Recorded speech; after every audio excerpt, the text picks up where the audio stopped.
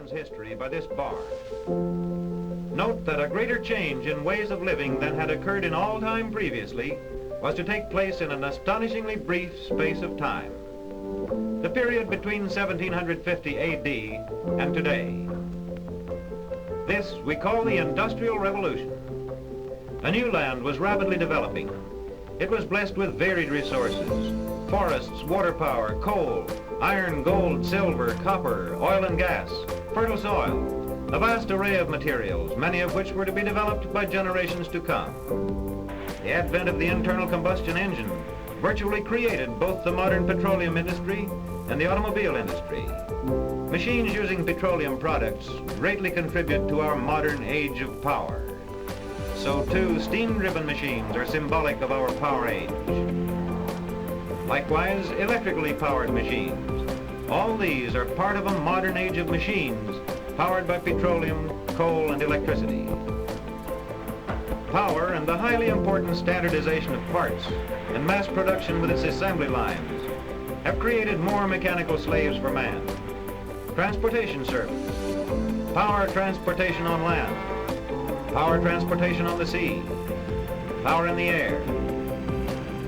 After a few short centuries of the Industrial Revolution, the average man in the United States today is said to have at his beck and call 20 mechanical slaves.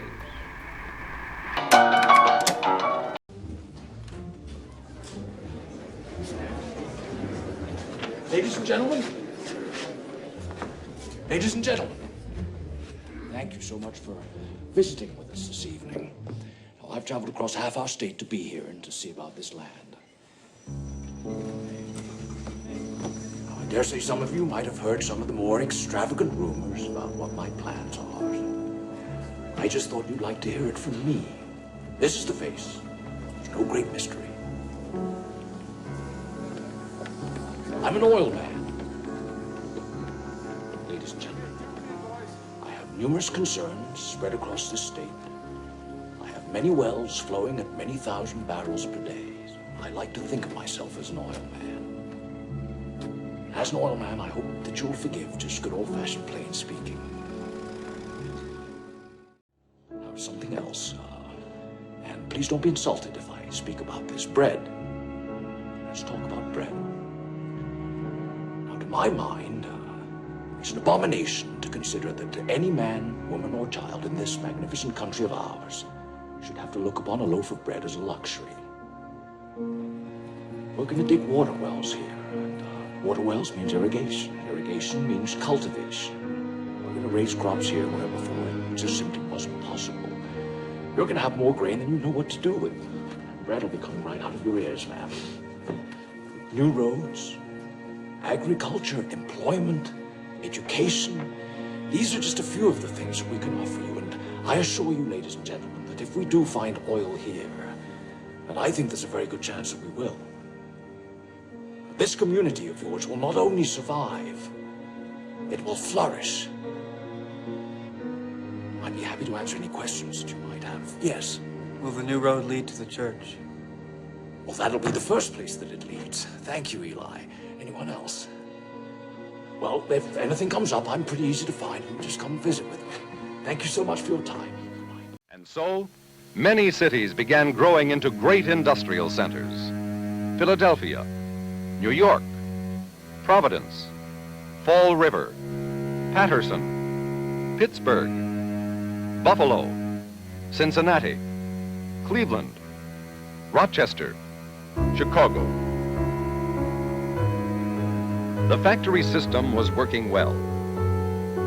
It seemed to be lowering the costs of goods and raising the standards of living for all Americans. But for the individual factory worker, the new system was accompanied by serious problems of living and well-being. Now he was dependent on the wages from his job for all his needs. He had lost the independence and status that the simpler home and craft industries had provided, and eventually turned our nation into the industrial leader of the modern world.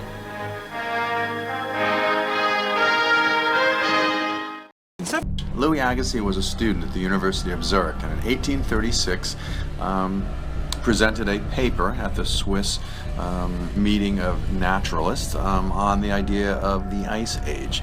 The Ice Age being an earlier time when the Earth was colder and much of it was covered in ice. One of the things that they were trying to explain was the presence of erratic boulders. Erratic boulders are large rocks that are made up of stone that come from other places and are not native to where they are found. Two prior explanations for why these rocks were where they were one was that during Noah's flood in biblical times, icebergs floated around the planet, and then when the water levels receded, the icebergs landed where they did and then melted, and that's what delivered the rocks to different places. Another is that when plates were colliding into each other, they would throw large boulders and rocks into far distances.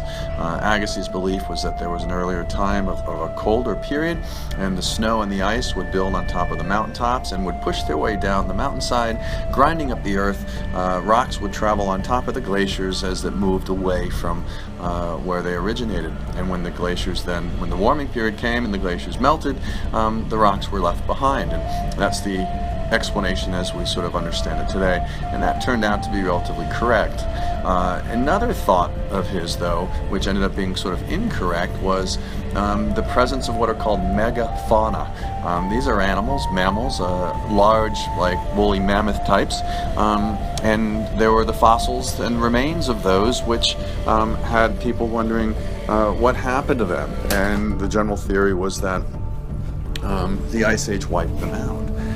The Ice Age came abruptly and quickly, and it turns out, as we learned later on, that the Ice Age was a slow, long process happening over thousands of years, and that the megafauna actually evolved and changed to be able to live in the colder climates, and that they weren't wiped out by them at all. So it's an interesting thought that, you know, one person's ideas can produce both correct and incorrect hypotheses of how things could be, but overall the idea of the Ice Age remained correct.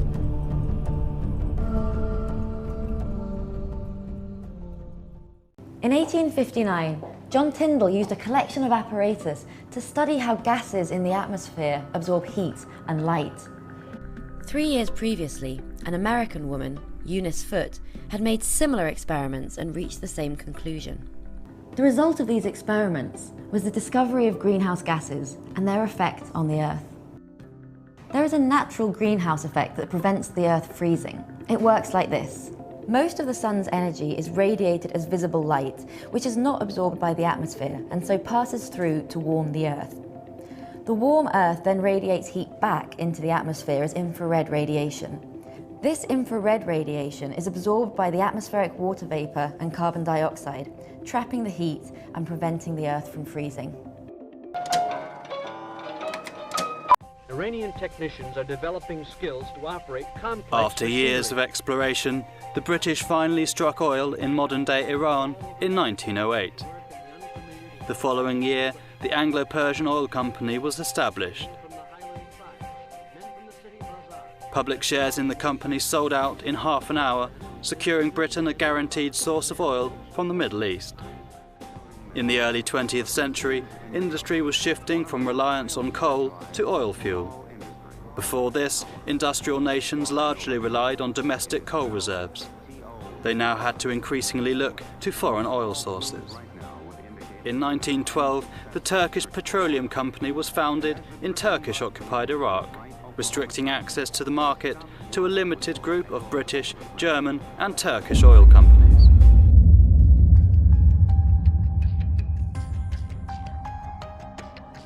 On the morning of Sunday, June 28th, the number of Black Hand assassins scattered in the crowd waiting for Franz Ferdinand's motorcade had grown to no fewer than 7.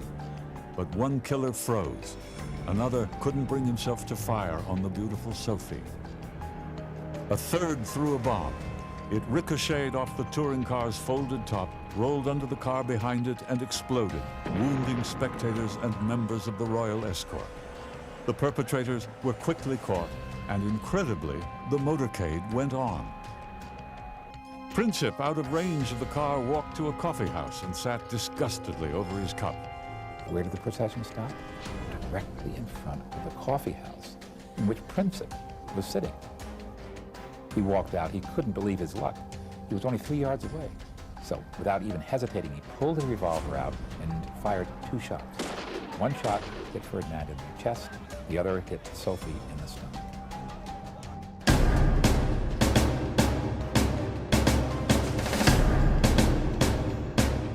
World War I in the Middle East was more than Lawrence of Arabia and the daring exploits of his Arab guerrillas.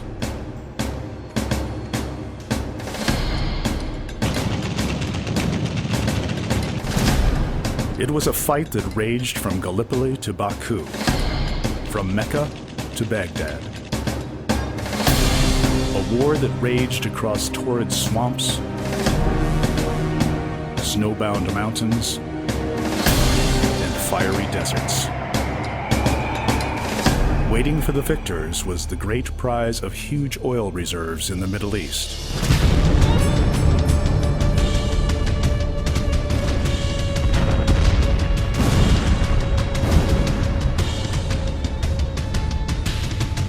But before the oil could be taken, the war had to be won.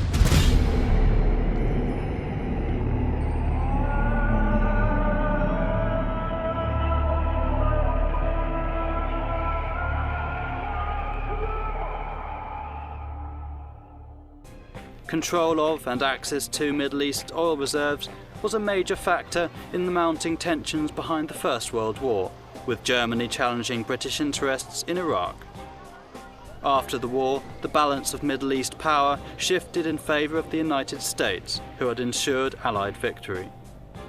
By 1920, the US provided over 60% of the world's oil supply. Outside of the US, however, the British either owned, controlled or financed all known oil fields. However, the British were persuaded it would be better to join forces with American oil companies than exacerbate tensions between the two powers. On February 12, 1918, Enver Pasha sends a Turkish force into eastern Turkey, now void of Russian soldiers. About 20,000 troops of the Armenian National Army, who had fought alongside the Russians, stand in the way. They are well equipped with guns and supplies, but cannot hold out for long against the Turks and begin a fighting retreat toward the Caucasus. Enver's army quickly captures the port of Trabzon and the strategic city of Erzurum, where the Turks had been routed 2 years earlier by the Russians. By the end of April, the Turks control most of the region around Lake Van, including the cities of Van, Bitlis, and Mush. In Germany, Kaiser Wilhelm and his generals are suspicious of their allies' advance into the Caucasus, where the rich oil fields of Baku are the great prize. By this time, all the great powers recognize the importance of oil. Short on fuel, Germany has a critical need for the oil in Baku. The Turkish advance must be stopped, and the General Staff sends several angry messages to Enver, who ignores all of them. By the end of 1922, the League of Nations has approved a system of mandates that leaves France in charge of Syria and Lebanon, while Great Britain controls Palestine, Jordan, and Iraq. Prince Faisal, driven from Syria by the French, now rules in Iraq under the influence of London.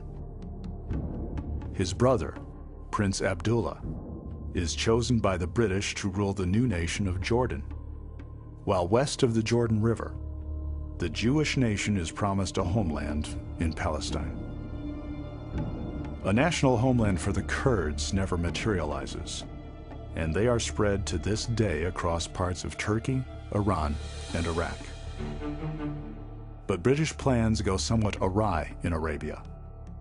In a 6-year war, from 1919 to 1925, the new kingdom of Saudi Arabia emerges, where huge oil reserves will soon be discovered. In Syria and Lebanon, French General Maxime Weygand and his troops fight against Muslim insurrections for several years. Not until the 1930s will Damascus and Beirut gain real independence. in redrawing the map of the Middle East for the benefit of Western political and economic aims, and in selecting pro-Western leaders to rule Muslims of various cultures and religious beliefs. Europe guarantees that the future of the Middle East will be plagued by civil strife, regional wars, and foreign occupation. The key ingredient for political stability, legitimacy, has been largely destroyed by a Western fabrication that has virtually ignored the history and traditions of the Middle East. The decisions that were made in and after the First World War about the Middle East are responsible for the unending strife and conflict there, for it seeming so hopeless. On the other hand, for all we know, if some other settlement had been imposed instead of this one, it might have been worse. I mean, that's one of the things that historians are limited in. We know what happened. We don't know what would have happened if some other decision had been made. We can guess, but we can't know. By dividing the Arab world between them, and by guaranteeing a Jewish homeland in Palestine, Britain and France actually accelerate the rise of Arab nationalism and all too frequent conflicts in the Middle East. Driven by the discovery of oil in Iraq, the 1928 Red Line Agreement between Britain, France and America officially made the TPC, now the Iraqi Petroleum Company, a cartel. In 1929, the US set up the Bahrain Petroleum Corporation and in 1933 bought drilling rights from Saudi Arabia. Milutin Milankovitch was a Serbian engineer. During the 1930s, he worked on a theory of climate based on the variations of solar irradiance received by the Earth. Milankovitch noticed that these cycles correspond to many indicators of past climate change, such as past ice ages. Economic competition, especially the rise of German imperialism, led to the Second World War. By now, oil was vital to military operations and became central to the post-war economic boom. After Iran's democratic government nationalised British oil interests, Britain and the CIA helped engineer a coup in 1953 which created a dictatorship.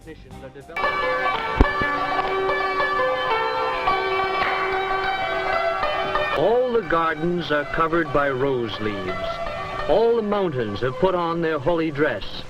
1,000 years ago, the poet Ferdowsi sang the praises of spring among Persia's mountains. Today, the people of Iran still look to their mountains for water, precious water for the high, arid plain on which most of the people live. But too often, rivers flowing down from the snows disappear in the great central deserts of Iran. East and west lie other Muslim lands: Turkey, Iraq, Saudi Arabia, Pakistan, Afghanistan. North, the Soviet Union lies beyond the Alborz Mountains. Iran knew greatness in the days when it was known as Persia. From this vast throne room, heart of his renowned capital, Persepolis, King Darius ruled over the first great empire in history. Of the coup and responsibility for the coup, the British were, of course, extremely important because it was their dispute with Iran over oil. The British then exerted a considerable amount of influence over the United States. The US was not top dog in the Middle East. It was coming into that role, but it was this extraordinary period of transition with the Brits on the way down and the US on the way up.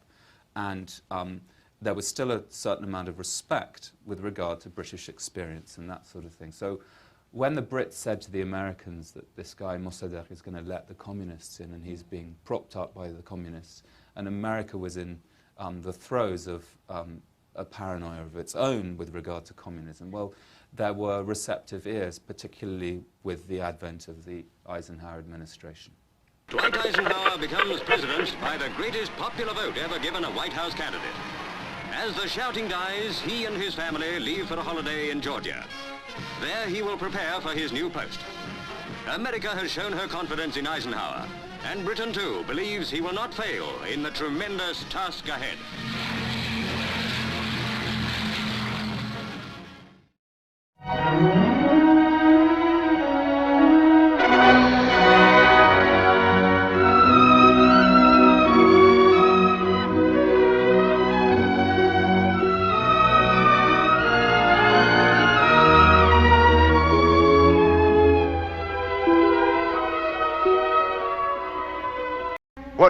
What would happen if we could change the course of the Gulf Stream or the other great ocean currents, or warm up Hudson Bay with atomic furnaces? Extremely dangerous questions, because with our present knowledge we have no idea what would happen. Even now, man may be unwittingly changing the world's climate through the waste products of his civilization. Due to our release through factories and automobiles every year of more than 6 billion tons of carbon dioxide, which helps air absorb heat from the sun, our atmosphere seems to be getting warmer. This is bad? Well, it's been calculated a few degrees rise in the Earth's temperature would melt the polar ice caps.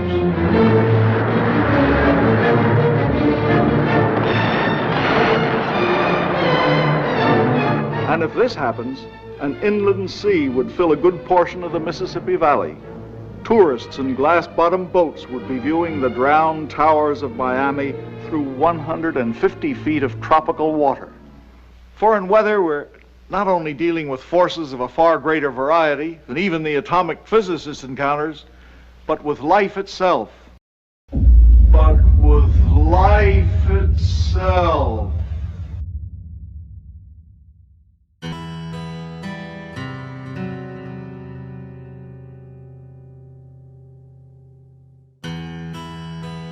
Scientists linked the release of carbon dioxide into the atmosphere with rising temperatures in the 1960s. But it would be more than 20 years before the issue was raised in the U.S. Congress. The fundamental drivers of the science was known. Frankly, it was known in the 19th century. There was a calculation done in the 19th century in terms of the temperature rise with doubling of CO2. Now, it was not as sophisticated as today's calculations, but it was, in the ballpark. They did not realize, of course, the extent to which the development of industry and the fossil fuel burning to support industry would come on so quickly.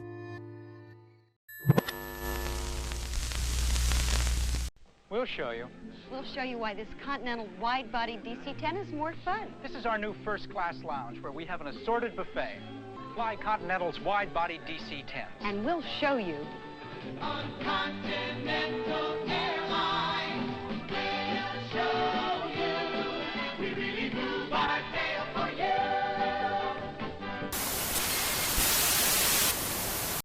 The great question of the 70s is, shall we surrender to our surroundings, or shall we make our peace with nature and begin to make reparations for the damage we have done to our air, to our land, and to our water?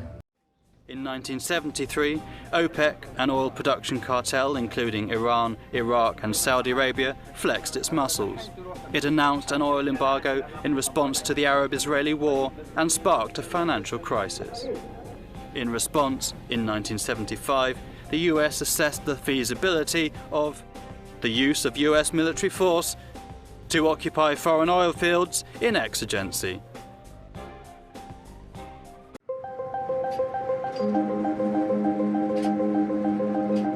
Proponents of the global warming theory say that higher levels of greenhouse gases are causing world temperatures to rise and that burning fossil fuels is the reason.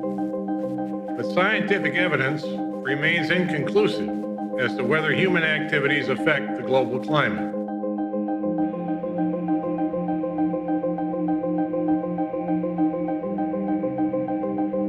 We found a trail of documents that go back to 1977. Exxon knew carbon dioxide was increasing in the atmosphere, that combustion of fossil fuels is driving it, and that this posed a threat to Exxon. At that time, Exxon understood very quickly that governments would probably take action to reduce fossil fuel consumption. They're smart people, great scientists, and they saw the writing on the wall.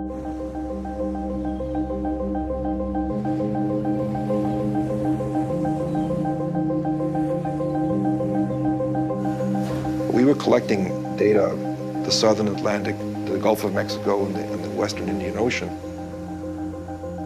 Basically every hour we would get several measurements, so we had, I called it a data monster.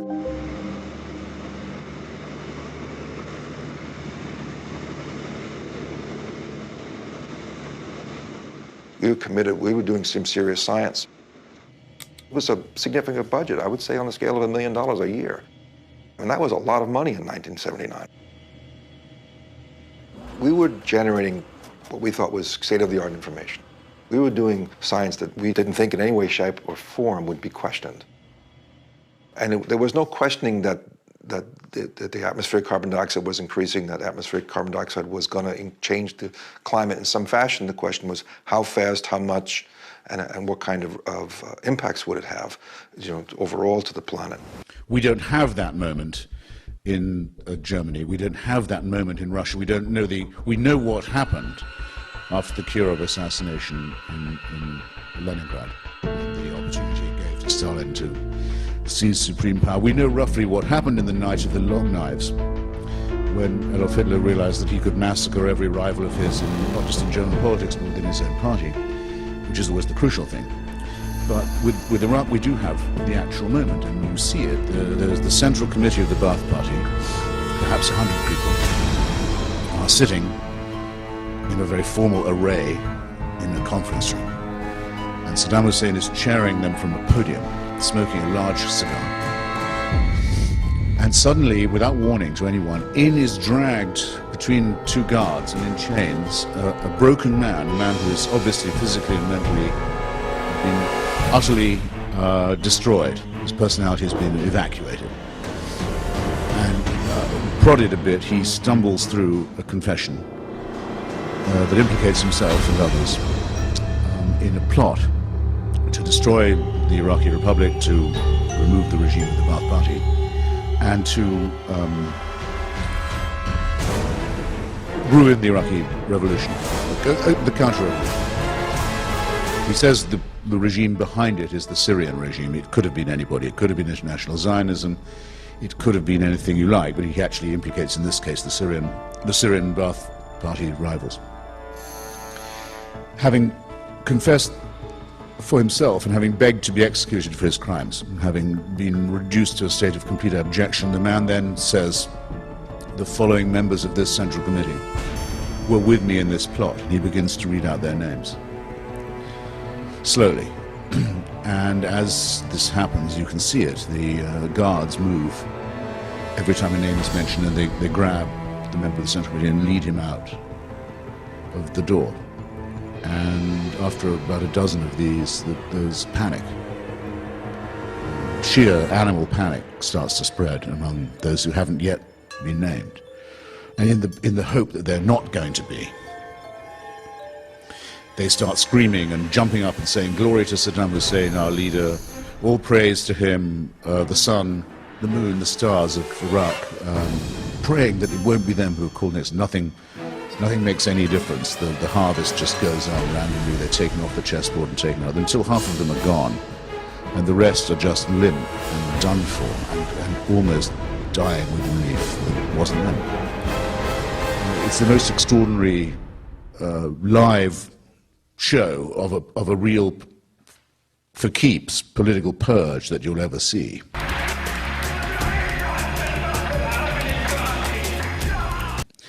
And then there's the second half, which has been seen by much fewer people and was not shown on PBS, where the surviving half are told to go out in the yard and are given guns and are told to shoot the convicted half. Now they're in the plot. Now they are cemented to the leadership. Now, Kanan Nakir in his book says correctly, he says, Hitler wouldn't have thought of that. Stalin didn't even think of that, and he thought about these things a lot, about how to get one member of the Central Committee to betray another member and keep them all guessing so that you're the ultimate beneficiary. But this is that added little touch of sadomasochistic genius. This is the adding of The Godfather and The Soprano to the mixture of Nazism and Stalinism that was, in fact, the birth of Ba'athist ideology to begin with, in case you don't know or haven't studied it. The Iraqi Ba'ath Socialist Party was modelled in large part on admiration for European National Socialist and fascist movements. The 1979 Iranian Revolution was a further blow to US oil interests. In the 1980s, ExxonMobil's own climate scientists had shown that a rise in CO2 output would cause a rise in global temperature and corresponding ocean levels. However, their job was to actively suppress the data because they knew carbon regulations would hurt their bottom line. Exxon was on the verge of a development project off the coast of Indonesia when they first became aware of climate change and the connection between carbon dioxide and global warming. Lenny Bernstein, who worked at Exxon for 20 years, wrote an email to the director of the Institute for Applied and Professional Ethics at Ohio University. The following is part of the transcript of that email. Exxon first got interested in climate change in 1981 because it was seeking to develop the Natuna gas field of Indonesia. This is an immense reserve of natural gas, but it is 70% CO2. That CO2 would have to be separated to make the natural gas usable.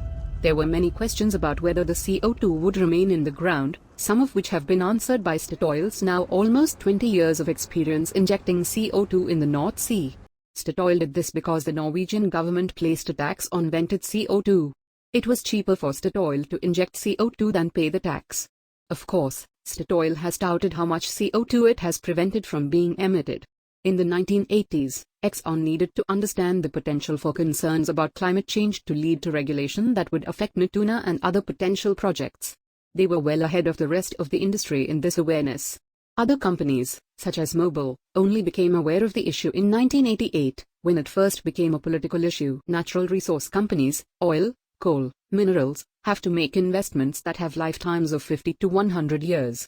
Whatever their public stance, internally they make very careful assessments of the potential for regulation, including the scientific basis for those regulations. His most exhaustive book, Private Empire, ExxonMobil and American Power, pulls back the curtain on one of the largest and most powerful corporations in the country.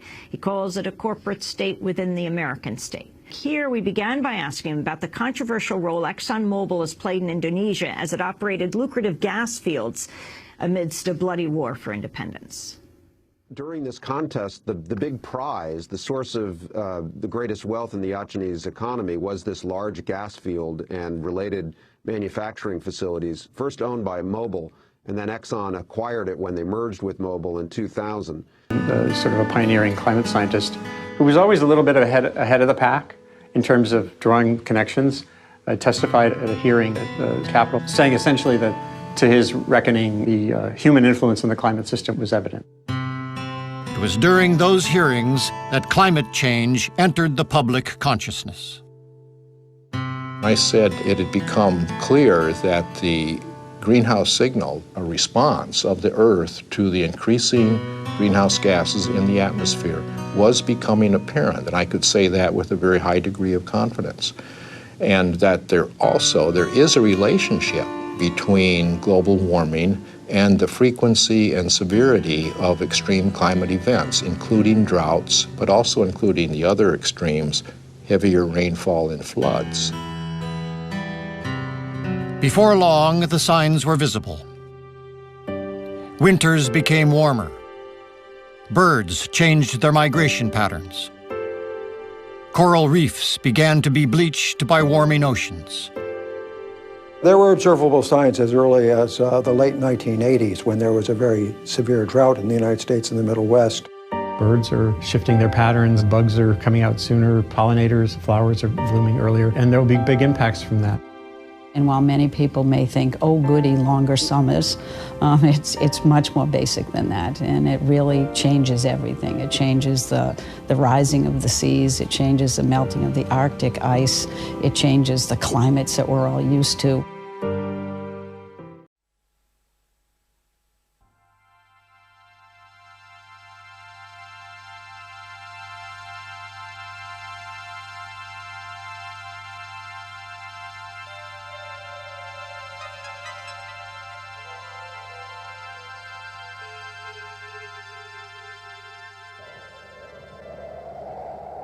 For scientists, Antarctica is a storehouse of information. Deep within the ice is a record of our planet's most precious asset, the air. Drilling out a core of ice is like looking back across thousands of years.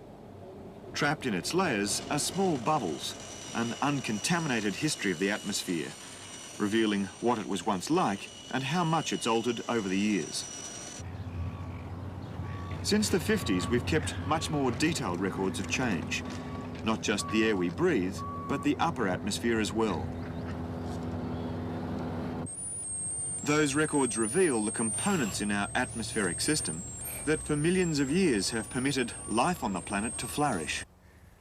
Far from being just a lifeless mass of air, our atmosphere is actually a dynamic machine, complete with its own natural checks and balances, a system of invisible mechanisms. One of those mechanisms is the carbon dioxide cycle. I'm standing in it. In fact, I'm part of it. I breathe out,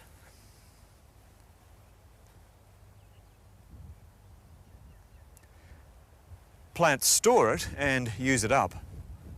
But CO2 has another function. After the sun's radiation has streamed down through our atmosphere to heat the world, the warmed Earth gives off its heat in the form of infrared radiation. If it wasn't for the CO2 in the air, this whole process would make the Earth a most unpleasant place to live. Okay, Houston, we've had a problem here. This is Houston. Say again, please. Named after the ancient Roman goddess of beauty, Venus is known for its exceptional brightness in the night sky. Venus is a greenhouse world. Its atmosphere is thick with carbon dioxide.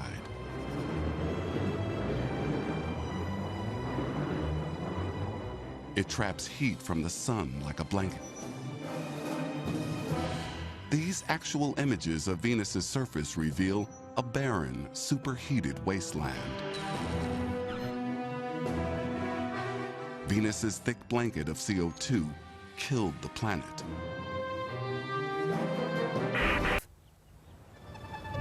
Instead of all this infrared heat escaping back into space, the carbon dioxide in the atmosphere absorbs some of it. Like a blanket, it moderates the overall temperatures that we enjoy and need to survive. If this didn't happen, we'd freeze. But you can have too much of a good thing. A high level of CO2 would have the opposite effect. Temperatures would soar to extremes and we'd all bake. A greenhouse out of control. It's a delicate balance. Since the beginning of the Industrial Revolution, we've increasingly devoured fossil fuels like oil and coal. But burning these fuels is quickly releasing massive reserves of CO2 that have taken millions of years to accumulate. Can nature cope with such a sudden change? Or are there already signs of an imbalance, heralding dramatic shifts in the Earth's climate? Using the air bubbles locked in Antarctic ice to look back across the centuries, scientists are beginning to get an answer. For 160,000 years, the levels of carbon dioxide have only fluctuated slightly. But the melted ice from the time of the Industrial Revolution shows that since then, the amounts of CO2 in our air have soared. Modern agricultural practices haven't helped either. To meet the world's rapidly expanding human population, intensive farming has increased the levels of other gases which could compound the greenhouse effect. The most prominent of these gases are nitrous oxide and methane, which has risen 160% in the last century. If climatic records show an observable rise in the Earth's temperature, then it might indicate a connection with those greenhouse gases.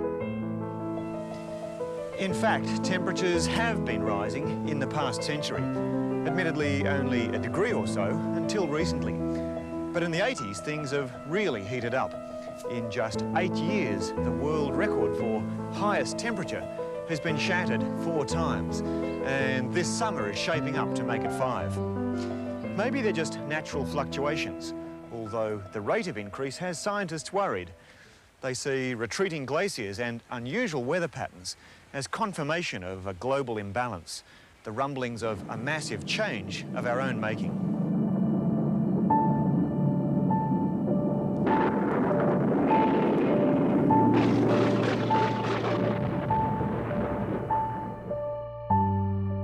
Today risks annihilation.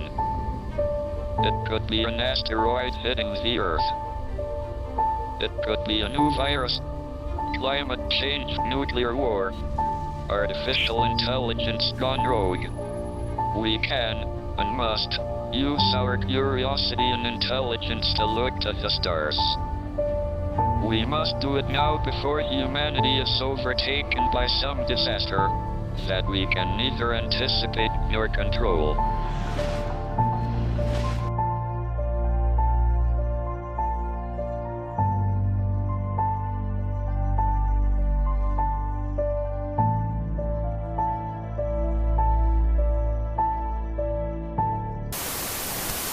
And with the invasion of Kuwait in 1990, Iraq, once a Western ally, gained access to 20% of the world's known oil supplies.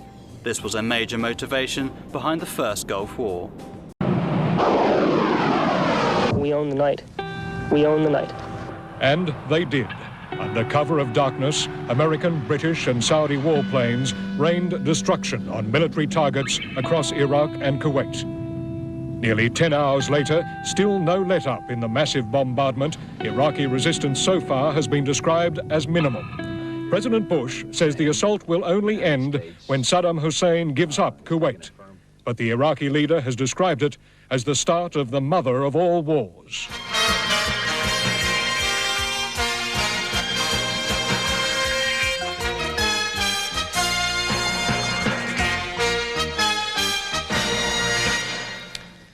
Hello again. Welcome to the Nine Network's ongoing coverage of the dramatic events still unfolding in the Middle East. We'll be staying on air right throughout the night, bringing you reports from our own correspondents in the war zone, as well as coverage from American and British networks. But first, at this stage, I think an update is warranted on what we know so far. In the raids, coalition forces have dropped more than 18,000 tons of bombs on targets both in Iraq and Kuwait. US defense officials say that the night strikes have caused major damage to the Iraqi Air Force and destroyed Scud missiles, Saddam Hussein's main means of retaliation. And as you heard earlier, a second wave of attacks is reported to have begun on the Iraqi capital of Baghdad, apparently targeted on Saddam Hussein's headquarters. Despite the damage already caused to Iraqi missile sites, Israel's Defense Minister Moshe Aarons has warned the Israelis that they should not avoid the possibility of danger, that an Iraqi attack is still possible. Israel has been warned to keep their gas masks at the ready. At this stage, there are still no details of any casualties suffered by the coalition forces during today's raids. Now, throughout the night, we'll be crossing to the major networks, as I mentioned. Let's go now to New York and CBS for an update. I never dreamed of discovering the first extrasolar planet. Science fiction was becoming reality. They really exist, these strange worlds far away. In some ways, I was too young to completely savor this discovery, but for a scientist, it's great luck to have experienced this. It was July 1995 when Michel Mayor made his way to the Haute-Provence Observatory. Didier Queloz had observed a completely unexpected phenomenon, the possible evidence of a planet outside our solar system. But it was not yet clear whether the measurements could be confirmed. Michel Mayor and Didier Queloz aren't interested in an image of their star, but only in data and curves which show how the observed star moves. If the star moves towards us, the light emitted becomes bluer. Moving away, it's redder. Just like the whistle tone of a train changes as it comes towards us, then moves away.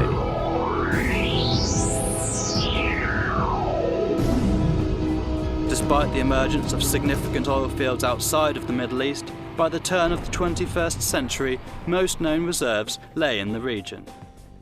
By then, the US had built up a massive military presence and led an alliance of states including Israel, Saudi Arabia, Qatar, Turkey and the UAE. Although some claim that the 2003 Iraq War was about democracy, many saw it as a continuation of a Western foreign policy based on strategic control of oil in the Middle East. President Bush plans to step into the highly charged debate over global warming Wednesday. He's expected to announce national goals for stopping the growth of greenhouse gas emissions over the next couple of decades. The Bush administration has been criticized for a weak environmental stance. So let me take you back through just a little bit of what we've been doing. And the White House is defending the president's record on green issues. Over the course of several years, the president has advocated a range of policies, both legislative and regulatory, to address the global challenges of climate change. In 2002, President Bush set a goal of reducing greenhouse gas emissions by 18% in 10 years, giving companies incentives to cut emissions. He also pledged to allocate some federal funding to find alternative forms of energy. The White House is calling the president's climate speech one that deals with articulate long-term and realistic goals for the United States. The administration is concerned with environmental legislative proposals in Congress, calling them unrealistic and saying they would have a negative impact on the economy. Brian Thomas, The Associated Press.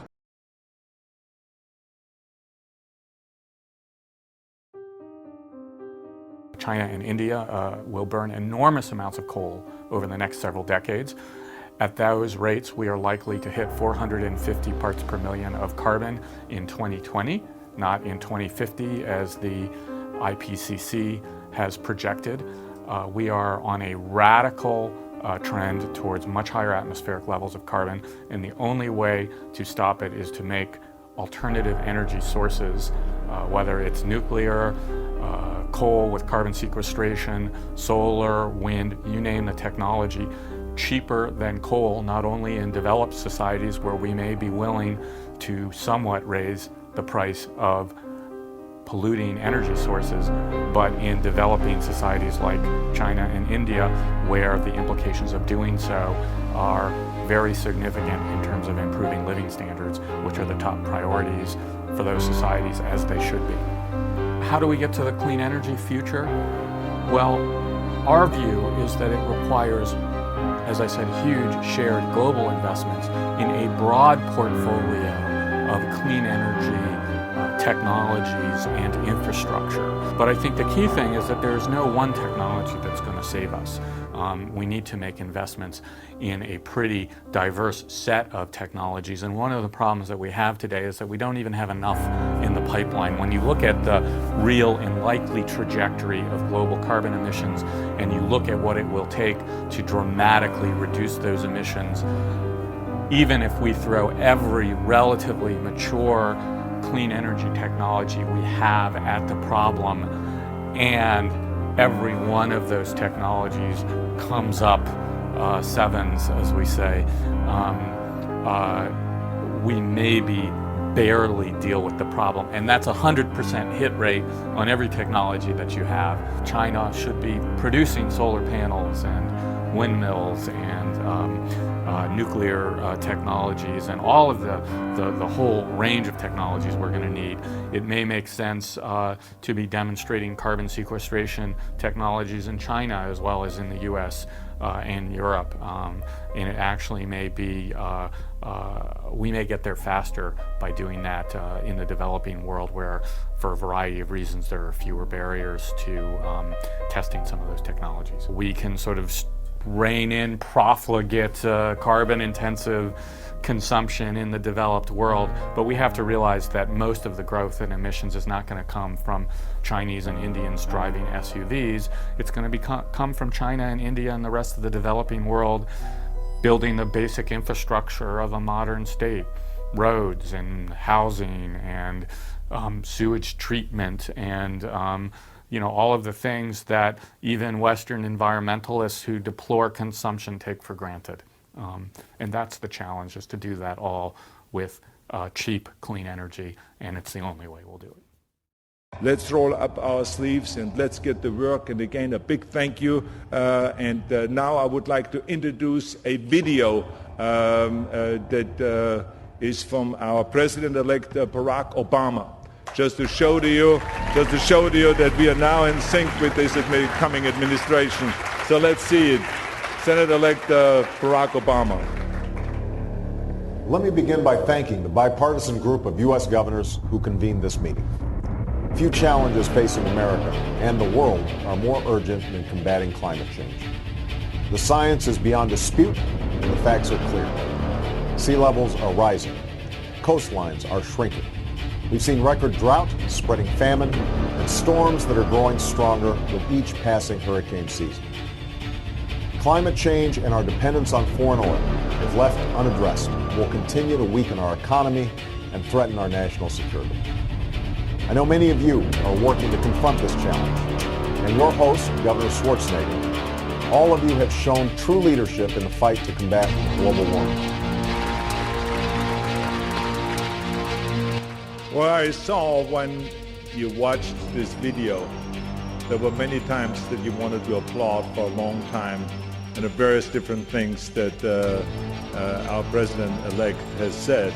But because of the video, you know, you wanted to also hear what you said next. So, but I'm going to share that with him, a great enthusiasm here, and of course I am very, very happy because this is so important for our country, because we have been the biggest polluters in the world, and it is about time that we as a country recognize that and that we work together with other nations in order to fight global warming. I believe what began as an industrial accident hundreds of miles away could have such an impact on us. The crude crisis began on the evening of April 20th, 2010. It started as a fiery accident that led to the evacuation of 115 workers and the search for 11 others who were never found. But when the Deepwater Horizon rig collapsed into the Gulf on April 22nd, it ruptured a pipe, allowing oil to begin flowing into the Gulf. Efforts to activate the well's blowout preventer failed. Our estimate's been pretty much consistent since the beginning, which is we think it's somewhere around 5,000 barrels a day, but I think we've always stated it's actually very uncertain. A few days later, government scientists raised the daily estimate to 12,000, then 25,000, then as much as 60,000 barrels of oil. That's more than 2.5 million gallons of oil day after day, week after week. And that's the equivalent of the Alaskan Exxon Valdez disaster every 4 days. 10 days later, President Obama visited Theodore in Pensacola. There's going to be a harmful effect on many local businesses, and it's going to be painful for a lot of folks. Folks are going to be frustrated, and some folks are going to be angry. But I promise you this, that things are going to return to normal. So Obama's talking about all of this with the global warming and that, and a lot of it's a hoax. It's a hoax. I mean, it's a money-making industry, okay? It's a hoax. We've got some breaking news regarding the full Senate vote. Confirmation here on Rex Tillerson, who is out to be the next Secretary of State. I've got David Chalian, our CNN director, with the news. David Chalian, has he been confirmed? He has. Rex Tillerson now will become Donald Trump's Secretary of State. I believe the vote was 56 to 43. I have a feeling we're not in Kansas anymore. Can you address the main headline of this story that you called the president a moron? And if not, where do you think these reports are? I'm not going to deal with petty stuff like that. Our top story this morning, U.S. President Donald Trump has fired his Secretary of State, Rex Tillerson. Using Twitter to drop the bombshell news, Trump added that CIA Director Mike Pompeo will replace Tillerson as Washington's top diplomat.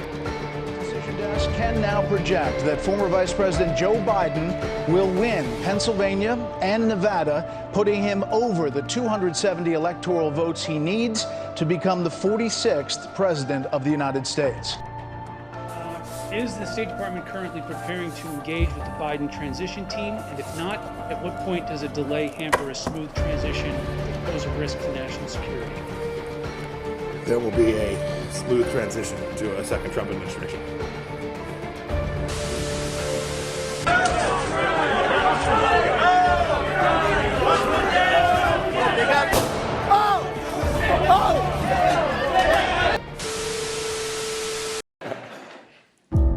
Let's be clear.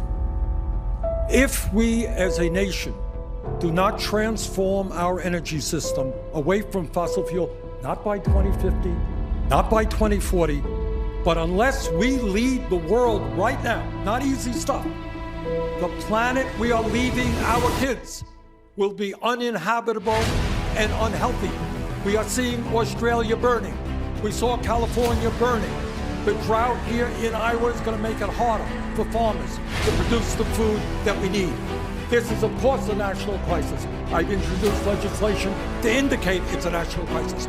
We have got to take on the fossil fuel industry and all of their lives and tell them that their short-term profits are not more important than the future of this planet. That's what the Green New Deal does. That's what my legislation does. And that is what we have to do.